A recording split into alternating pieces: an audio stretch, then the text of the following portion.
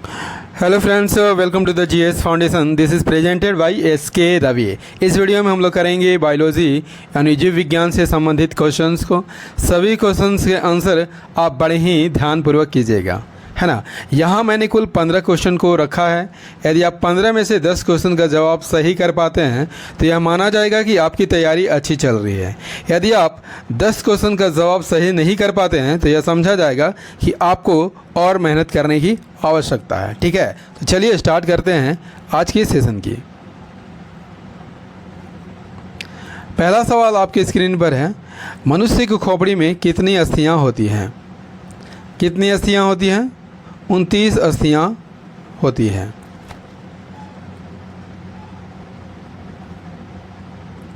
मनुष्य की खोपड़ी में कितनी अस्थियां होती है? 29 अस्थियां होती हैं। इनमें से 8 अस्थियां संयुक्त रूप से मनुष्य के मस्तिष्क को सुरक्षित रखती हैं। इन अस्थियों से बनी रचना को क्या कहा जाता है? कपाल कहा जाता है, यानी क्रेनियम कहा जाता है। कपालों की सभी अस्थियां किससे जुड़ी होती है? सीवन से जुड़ी होती है।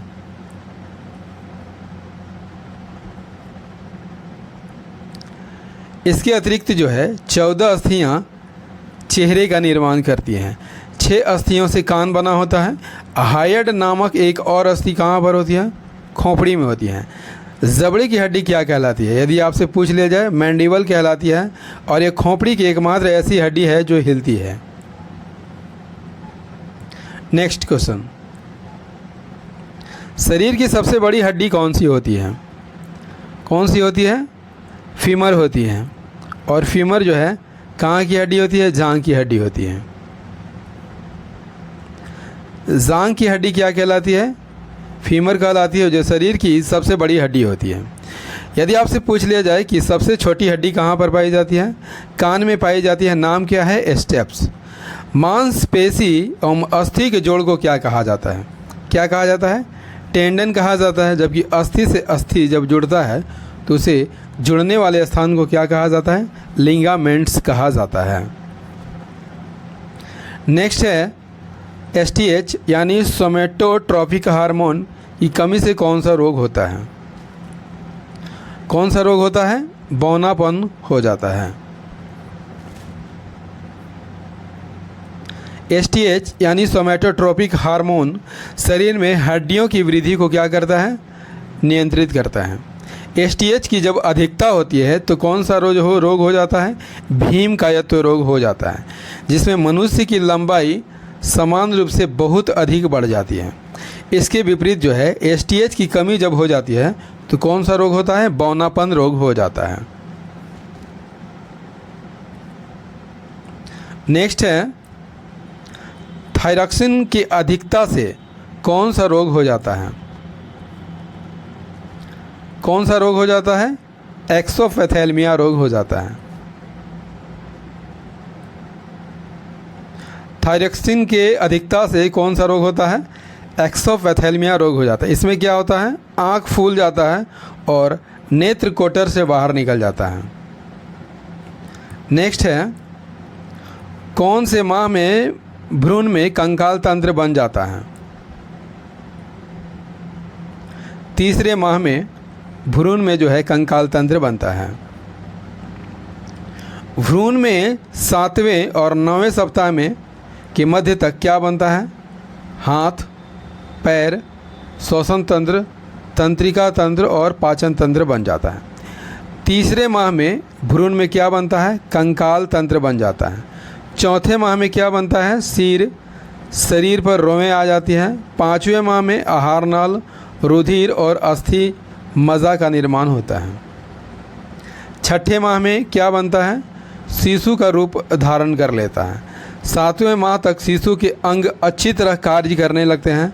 8वें माह में उसमें क्या बनता है? वसा का जमाव होता है। जबकि 9वें माह में वह जन्म के लिए तैयार हो जाता है। नेक्स्ट है 1 ग्राम ग्लूकोज के पूर्ण ऑक्सीकरण से कितनी ऊर्जा प्राप्त होती है? सही आंसर हो जाएगा 4.2 कैलोरी ऊर्जा। 1 ग्राम ग्लूकोज के पूर्ण ऑक्सीकरण से 4.2 कैलोरीज ऊर्जा मिलती है। ग्लूकोज क्या है? एक कार्बोहाइड्रेट है। कार्बोहाइड्रेट के स्रोत क्या है?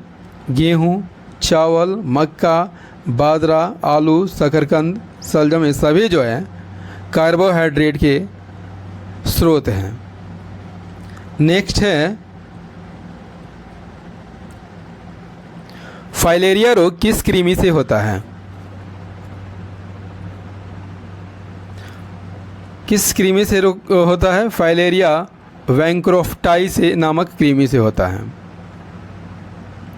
फाइलेरिया रोग जो है वैंक्रोफ्टाई नामक कृमि से होता है और यह कृमि जो है क्यूलेक्स मच्छर के दंश से फैलता है।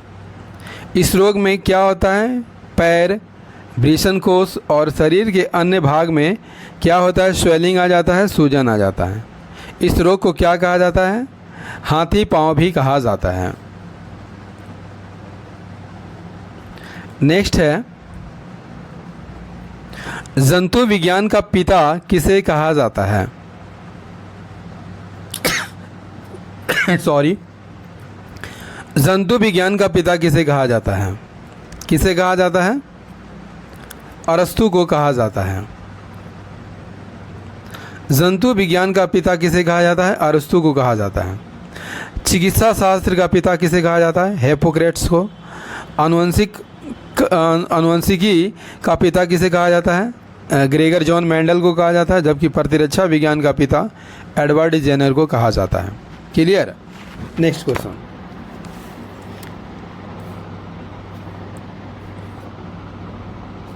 नेक्स्ट है मनुष्य के मस्तिष्क का भार कितना होता है? मनुष्य के मस्तिष्क का भार कितना होता है? 1400 ग्राम होता है। कितना होता है? 1400 ग्राम होता है। मस्तिष्क का भार कितना होता है? 1400 ग्राम होता है। नेक्स्ट है स्वप्नों के अध्ययन को क्या कहा जाता है? क्या कहा जाता है? ऑनेरोलॉजी कहा जाता है। स्वप्नों के अध्ययन को क्या कहा जाता है? ऑनेरोलॉजी कहा जाता है। जबकि मनुष्य के सौंदर्य के अध्ययन को क्या कहा जाता है? कैलोलॉजी कहा जाता है। नेक्स्ट है शरीर में सबसे दृढ़ यानी मजबूत तत्व कौन सा होता है? क्या होता है? दांतों का एनामेल जो है शरीर का सबसे मजबूत अंग होता है। शरीर में सबसे दृढ़ यानी मजबूत तत्व कौन होता है? दांतों का एनामेल होता है। और यह एनामेल किससे बना होता है? कैल्शियम फास्फेट से बना होता है। CA3PO4 का होल ट्वाइस। ठीक है, कैल्शियम फास्फेट से बना होता है। छोटी आंत की लंबाई कितनी होती है? छोटी आंत की लंबाई कितनी होती है? सही आंसर हो जाएगा 7 मीटर होती है। कितनी होती है? 7 मीटर। छोटी आंत की लंबाई कितनी होती है? 7 मीटर होती है। और व्यास कितना होता है? 2.5 सेंटीमीटर। नेक्स्ट है आशा का फुल फॉर्म क्या है? आशा का फुल फॉर्म क्या है? एक्रीडाइटेड सोशल हेल्थ एक्टिविस्ट। राष्ट्रीय ग्रामीण स्वास्थ्य मिशन के अंतर्गत गांव में 1000 की जनसंख्या पर, कितनी जनसंख्या पर? 1000 की जनसंख्या पर एक महिला सामाजिक कार्यकर्ता चुनी जाती है। ठीक है, जिसे क्या कहा जाता है? आशा कहा जाता है। आशा मतलब एक्रीडाइटेड सोशल हेल्थ एक्टिविस्ट। नेक्स्ट है जीवाणु साइनोबैक्टीरिया 5 जगत वर्गीकरण के किस वर्ग में आता है? किस वर्ग में आता है? मोनेरा वर्ग में आता है। मोनेरा जगत में सभी प्रोकैरियोटिक जीव जैसे जीवाणु, साइनोबैक्टीरिया और आर्कीबैक्टीरिया सम्मिलित किए जाते हैं। तंतुमय जीवाणु होते हैं, वे इसी मोनेरा वर्ग में आते हैं। नेक्स्ट है माइकोलॉजी में किसका अध्ययन किया जाता है? माइकोलॉजी में किसका अध्ययन किया जाता है? कॉको का अध्ययन किया जाता है। माइकोलॉजी में कॉको का अध्ययन किया जाता है। फाइकोलॉजी में शैवाल का अध्ययन किया जाता है। एंथ्रोपोलॉजी में एंथ्रोलॉजी में पुष्पों का अध्ययन किया जाता है, पोमोलॉजी में फलों का अध्ययन किया जाता है, जबकि ऑर्निथोलॉजी में पक्षियों का अध्ययन किया जाता है। दोस्तों, बायोलॉजी का ये सेशन आपको कैसा लगा? उम्मीद करता हूँ ये सेशन काफ़ी अच्छा लगा होगा। यदि सेशन पसंद आया है तो दोस्तों के साथ शेयर कर दीजिएगा, और यदि आप भी इस चैनल पर नए हैं तो चैनल को ज़रूर सब्सक्राइब कर लीजिएगा, बेल आइकन को प्रेस कर लीजिएगा, और यदि सेशन पसंद आया है तो एक लाइक तो अवश्य कर दीजिएगा। मिलते हैं अगले सेशन में एंशिएंट हिस्ट्री के प्रश्नों के साथ। तब तक के लिए जय हिंद, धन्यवाद।